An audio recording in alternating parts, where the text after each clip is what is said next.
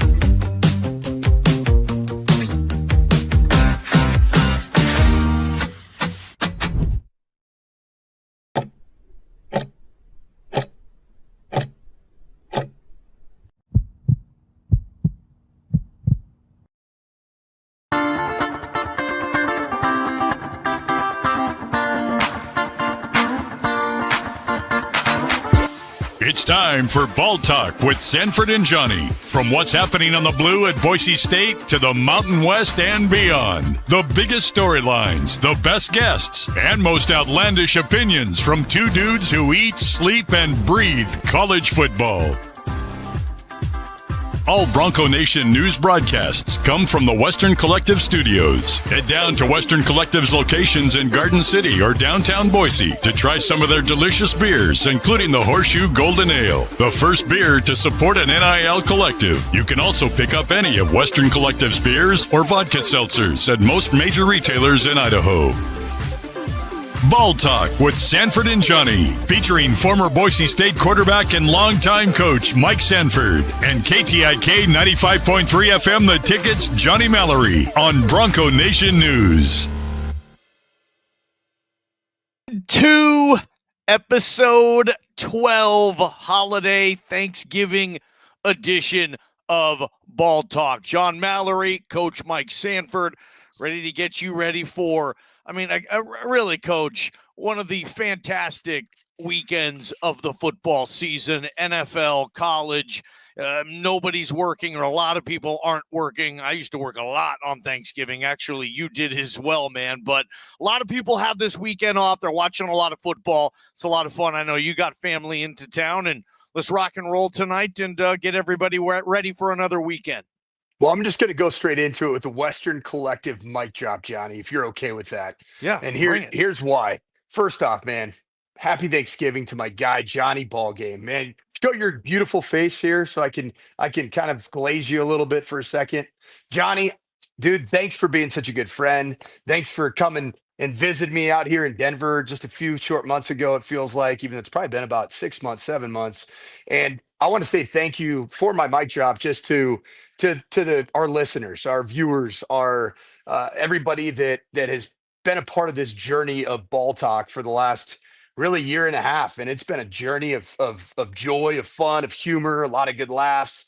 I love being able to share just my opinions, and that there are people that would actually take my opinion. You don't know how much that means to me.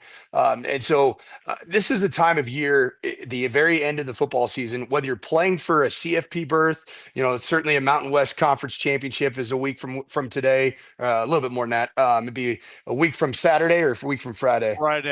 Week from Friday, or Come to town. By the way, we want the Sandman in Boise for Championship Friday. Let's make that happen. BNA crew. You have to talk to the boss. She does like you. She likes you right now a little bit more than she likes me. So, but Johnny, this is the time of year, and this is what I want to talk about the mic drop. When you're coaching football, the Thanksgiving week it's kind of a bunker down type of a mentality. Everybody's together, everybody's under one roof. A lot of your players, friends are out of town. A lot of their families can't afford to make it to the game and be in town. So you end up spending a majority of your time. A lot of meals are shared with you as a coach, with you and your position group and other position groups, and you mingle a lot.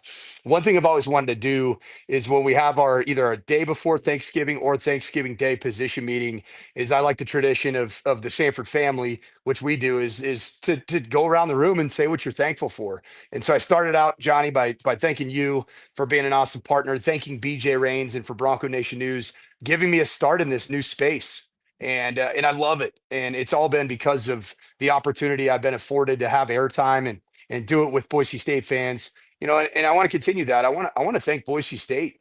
I want to thank a place that formed me, made me into the person I am today because of the people that I was able to surround myself with. I was on a little bit of Riley and Rid before this, and just having the chance to see Riddle's face. He's the guy that was in a huge place of influence in my life.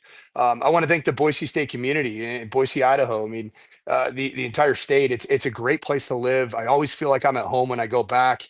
I've had a unique experience as a coach's kid. I moved around a lot, and then I certainly went into the coaching industry. And Boise, Idaho, as a place that I lived for 6 years, that's the second longest I've lived in one place. So it is home to me, man. So I just want to say thank you to all of you in Boise, Johnny, you being one of them, and all the people that were a part of helping me, good, bad, or indifferent, be the knucklehead that I am today. So mic drop on that.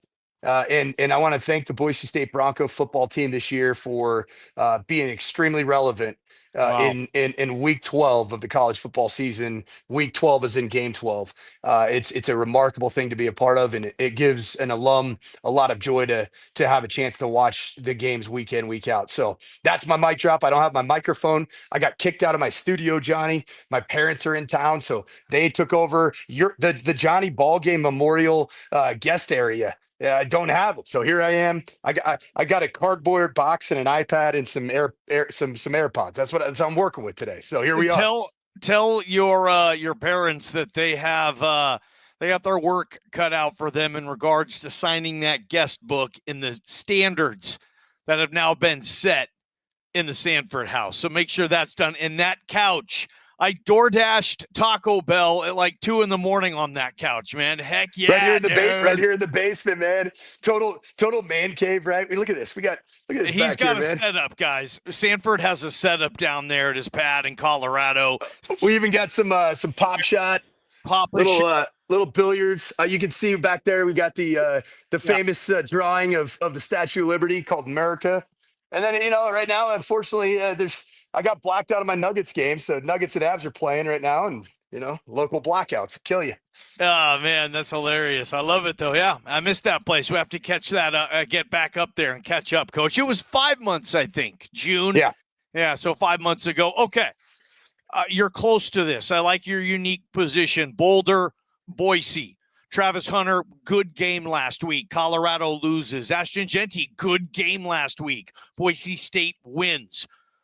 What does Ashton Jeanty need to do between right now and when the ballots need to be cast for the Heisman to win the Heisman Trophy? Give me the Jeanty Heisman winning path, starting obviously on Black Friday when they both play at the same time.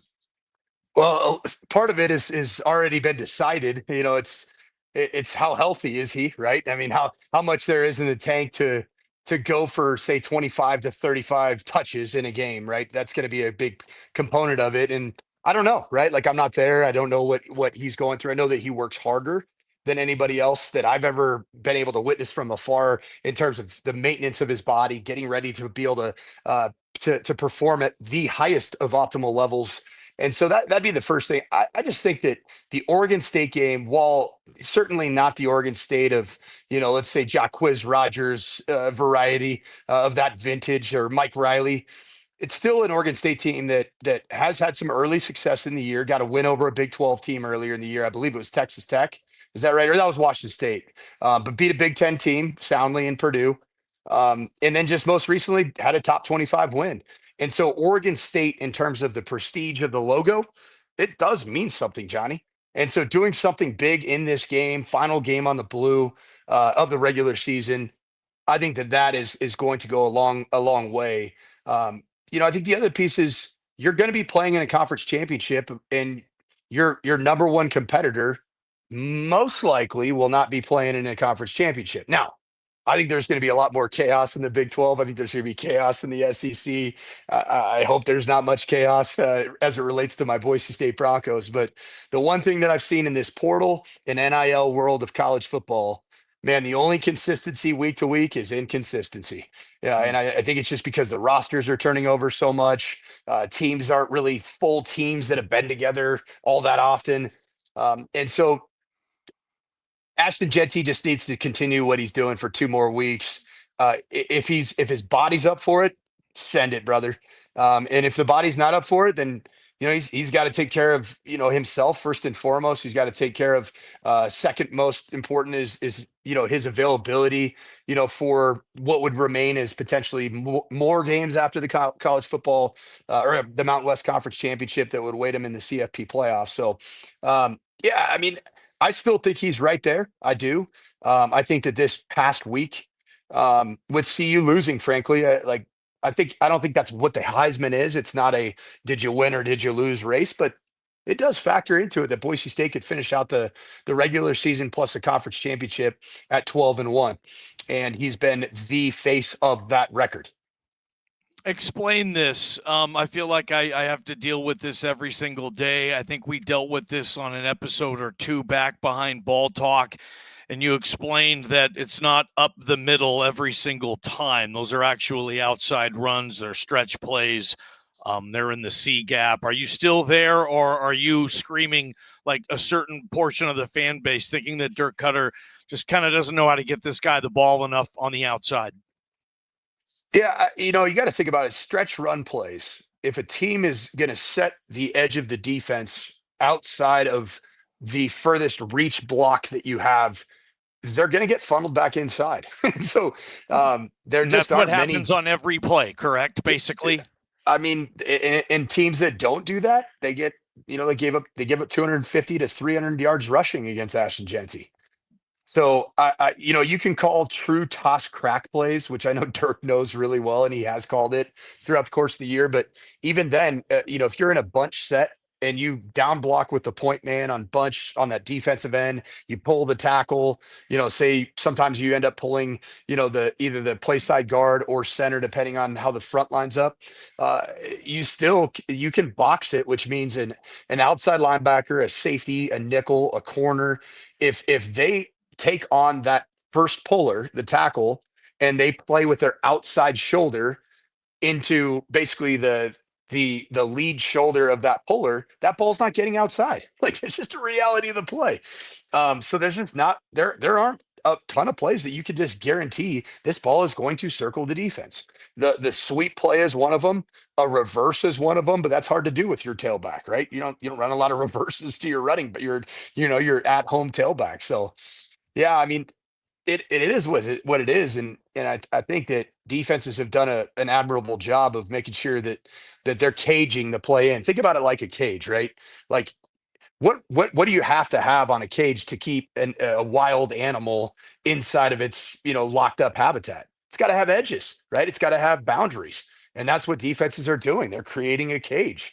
And so it is what it is, man. It's been explained to me several times, and it's getting frustrating. Like, I totally get it. And I talked to James Montgomery, the running back coach, about it, and he said this is why we can't throw him a screen pass.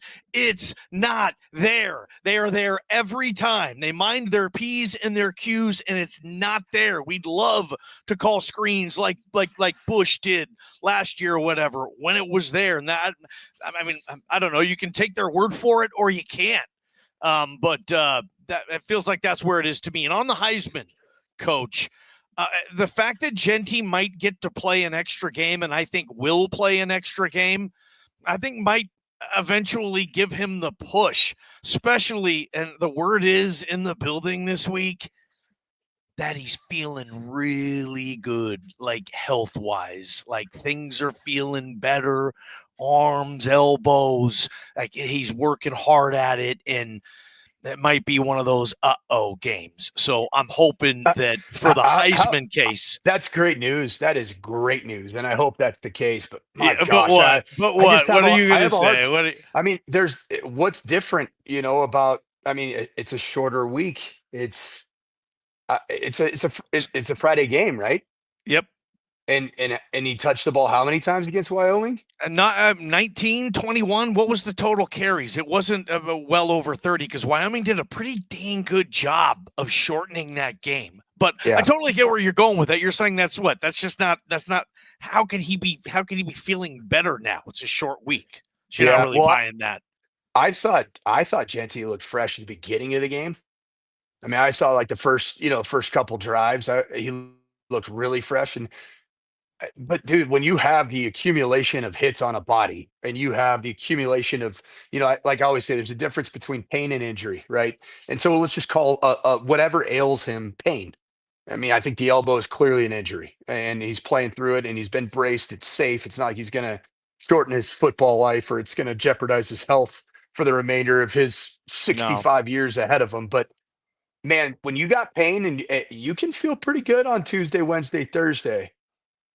But about 6 hits into the game, man, a lot of those little knocks, they just quickly come back to life, And that's the thing about playing that position, man. Those guys have so much respect for me, especially this guy. I mean, this dude is a absolute war daddy, and just plays through to it the core, man. I mean, I can't quantify. You cannot put a number. You cannot quantify. It's almost like I'd say the equivalent of Travis Hunter and the snaps being a part of the argument for him. And then Boise State fans, they say it's not a snap award, it's a best player in college football award. Well, I would say that the snap piece of the Travis Hunter Heisman candidacy is, I'd say, matched by the ultimate badass toughness of Ashton Jeanty week in, week out, and frankly, doing what he's doing one-armed. Because he is, man. He's doing what he's doing one-armed. Who's more active in the training room? Who's more sore after a football game? Travis Hunter and all the snaps, or Ashton Jeanty and all the carries and the pounding, in your coaching opinion? My coaching opinion is the answer is yes to both. Okay. I mean, dude, you got to think about how sore a corner is that plays 68 snaps in a game and how sore a receiver is playing 48 to 57 snaps a game. They're sore, man. Every player, like when you see them on Sunday and they're coming in the building and you dap it up with your star wideout or you tap it up with your star corner, how you feeling, man? Ooh, man, body sore, brother. Multiply that by 2 in the Travis Hunter case, and then with Ashton Jeanty, figure the fact that I'm not going to say he is the offense, but I'm going to say he is the offense. I mean, he is the center. I mean, he's the center place. War daddy, man. This program, everybody has ridden that dude. The season on the line, losing in the fourth quarter. He has 3 pop runs. So even him, almost at the point of exhaustion, when he's tapping out, he's exhausted. Breezy comes in, gets the teeter. They get out of Laramie like so many other great Boise State teams that didn't go up there and kick their ass. It's happened several times before, but they get the win, and it just feels like every single time he's just made it happen. And yes, the way they have used him and how responsible he is for 10-1 right now, Coach, and the fact that Boise State is mattering again nationally. They're in the mix. They exist on a national level. They're being discussed on every single episode of every single everything in regards to college football. I mean, it all kind of traces back to Ashton Jeanty, and I think he's going to rip Oregon State up. I say that every week on Ball Talk, and it's more of like a lunch bucket, lunch pail, 30 carries, 180, 6 to 8 yards per carry, couple teeters. It's one of those games rather than early in the season where it was a Bo Jackson in Tecmo Super Bowl. Yeah, and you got to think that a 30 carry, 186-yard performance, 8 yards or more per carry, by every metric, that is ripping up a defense. Like, Yeah. you know what I'm saying? It's what it is, man. Yeah. And the crazy thing is that we call that a lunch pail performance, right? For Ashton Jeanty. For And him, it's a lunch pail. For anybody else, it's it's a career day. It's a career day, Johnny. Senior day management. Okay. Mom's there, emotions, friends, relatives you haven't seen for however long. All of a sudden, oh, I know you. Hey, buddy, you're back. And emotions, flowers, crying. The last real home game on the blue. Coaches are crazy, not crazy, maniacal, right? No, they want to control everything. They want to know what's going on. I would imagine that the do's and the don'ts. It's senior day Friday morning. I don't know if the time affects the early kickoff, affects the senior festivities, senior day management. What do you need to see, Coach? Yeah, my senior day in 2004 was a morning game. It was either a 10 or 11 a.m. kickoff. And so I vividly remember my mother. She was there with my sister, and they were at my senior day festivities, and then they left and got on Interstate 84 East to I-15 South to go watch my dad, who ended up clinching at the time the Mountain West Conference Championship and also clinching the BCS berth that we were actually competing for. So she went to senior day in the morning and was there for me to run out with my name and, gave her a hug. And I was crying. My mom was crying. My sister was crying. My wife was crying. It was just, at the time we were dating, Amory and I. Yeah, it's an emotional deal, but I've always seen a positive side of the emotion come about. It's never been like overwhelming.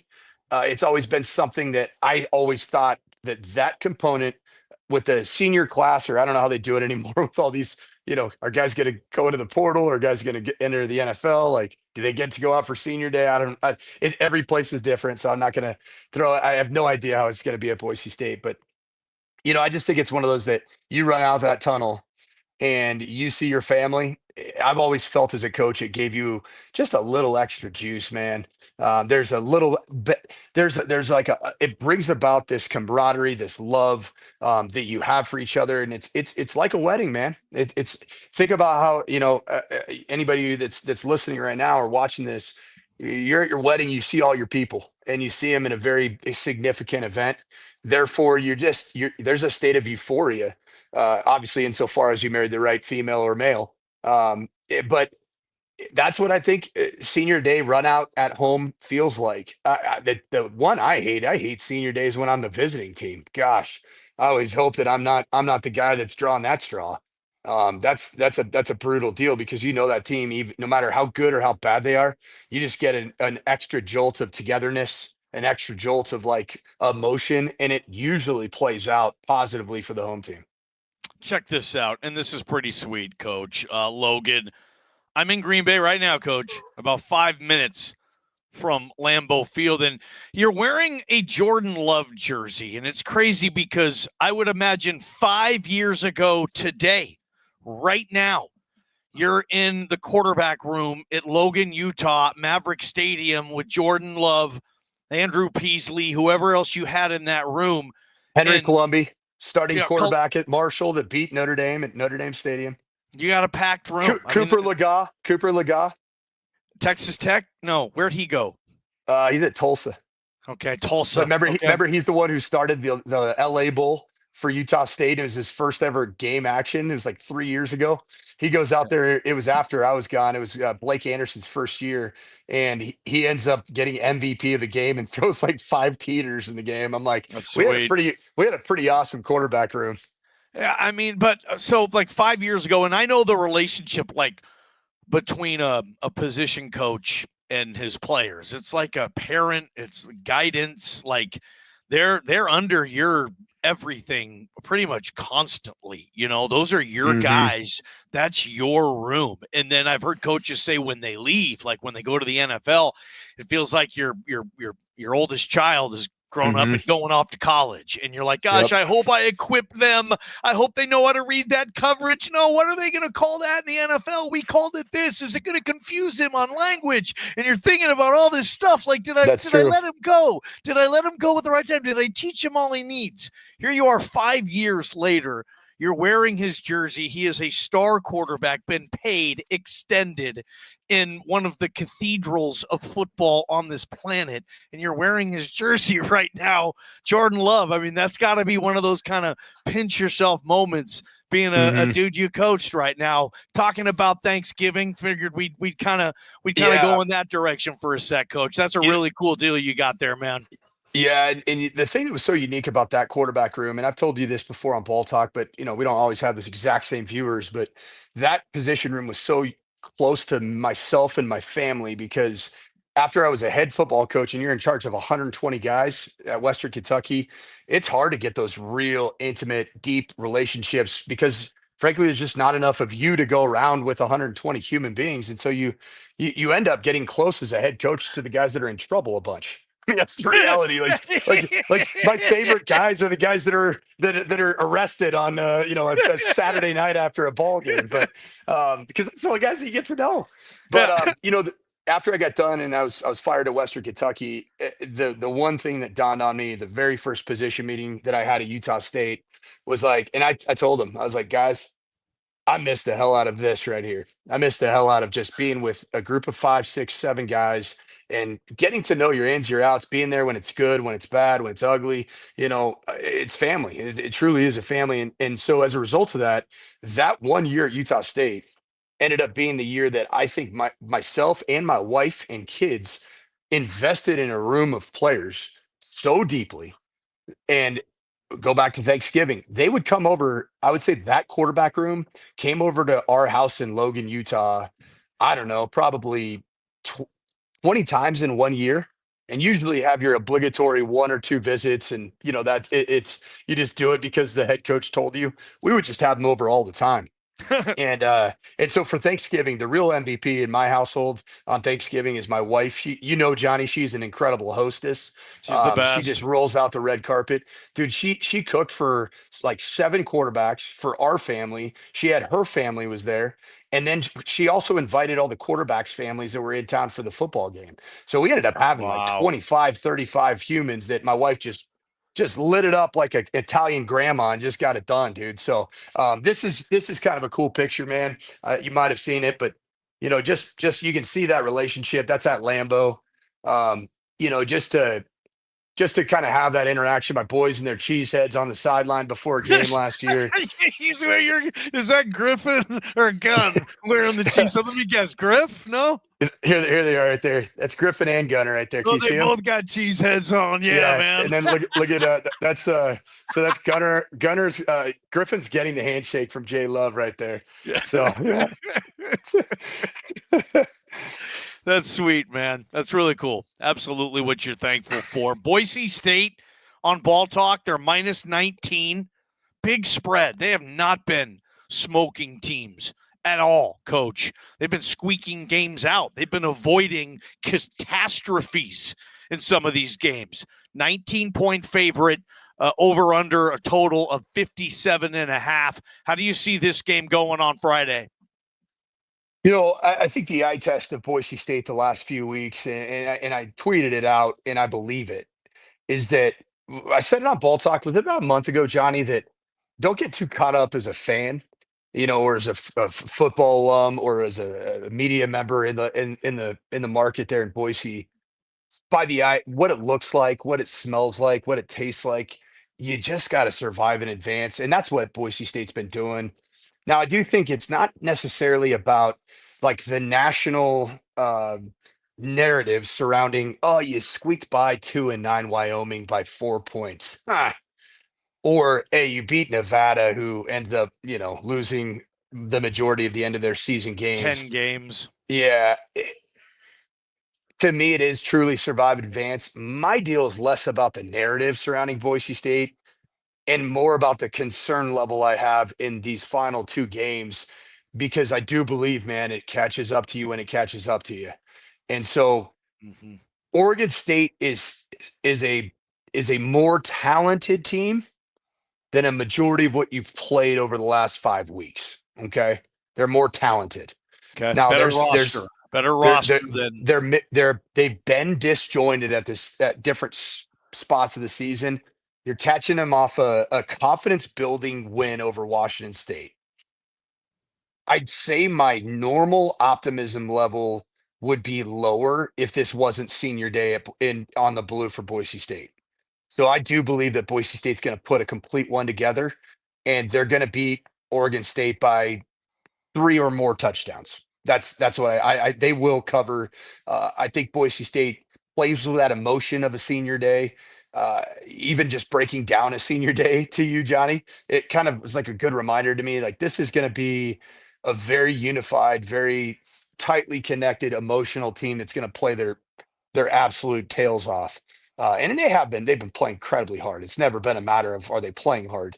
But I think it's just going to be a very connected team on their final regular season game on the blue in a historic year. And so I think it's going to come together and it's going to be a dominant effort. I see like 44, 24, 45, 27, 47, 20, something along those lines. So I love Black Friday weekend, right? Tomorrow, Yeah. NFL games, plus you get Memphis, Tulane tomorrow. Sweet college game, and then obviously the whole weekend. But we'll let you get to it. You guys got stuff to do. Your parents are in town, and I know everybody's excited to celebrate Thanksgiving. Everybody who watches Ball Talk, thank you guys for continuing to watch Ball Talk.